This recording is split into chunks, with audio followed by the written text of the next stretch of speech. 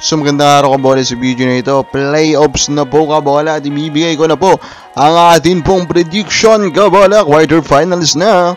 Pero of course may pag-uusapan pa rin tayo isang masaya pong news or nakakaaliw po na news kabola.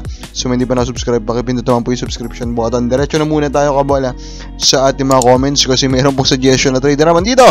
Aranya first pick for Almazan Quinto. I think kung ako pong converge, hindi po ako dyan kabola.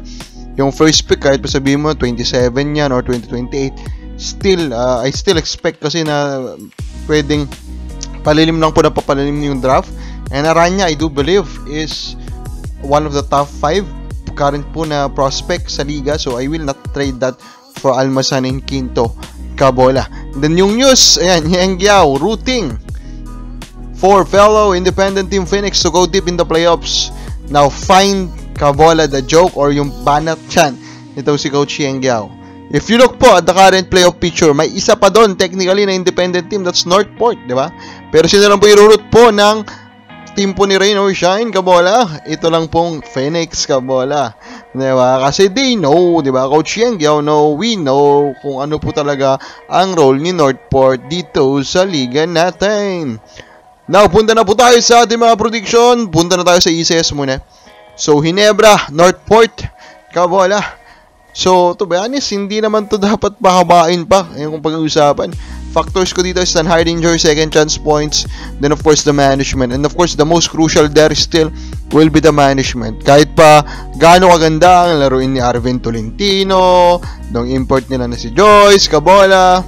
Ano yung pa pang players po ng Northport, yung mga rookie guards nila. All of those will go for naught if the management will tell the coaching staff kabola that what they should do, di ba?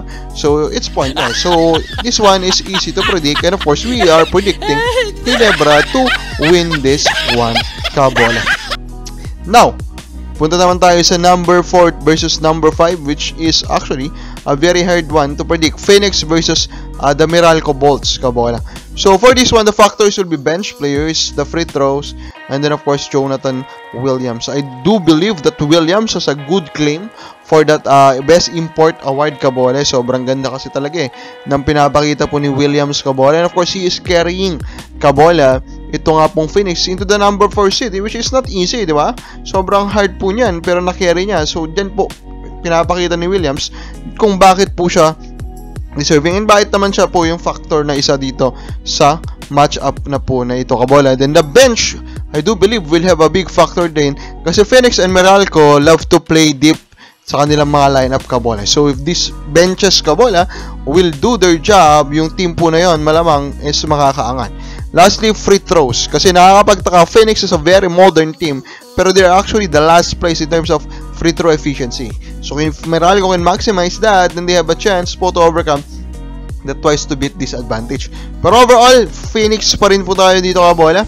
Although, of course, we are anticipating this to go to do or die. Pero, I expect them with the help of Jonathan Williams kabola and with the grit of their team to pull up that victory and go to the semis. Number 1 versus number 8 po tayo. Magnolia and TNT. Of course, this is the most star-studded match-up po dito kabola. Unfortunately, very injury prone, no? So, ang atin pong factor is Pogoy, 3-point shooting, and then health. So, yung health talaga will be a factor. Magnolia is arguably the most healthy team kabola all throughout po the tournament. So, kung nagka-problema sila sa health, tignan natin kung paano po nila yung overcome. While tignan natin din sa TNT, di ba? Kung paano po yung gagawin nila with all the health issues that they have.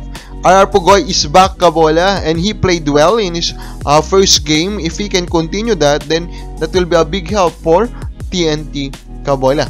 But at the end of the day, it will be the 3-point shooting. Magnolia is last place in terms of 3-point shooting kasi ganun naman po talaga yung estilo nila. TNT is one of the top kabola. Now, if Magnolia can stop that shooting of TNT, then they have advantage. If TNT can take advantage defensively, yung pagkawala po or kawalan po ng outside shooting ng Magnolia, then they have a good advantage. So overall, I think I will not bet on TNT on overcoming the twice to beat edge. So Magnolia pa rin po tayo dito.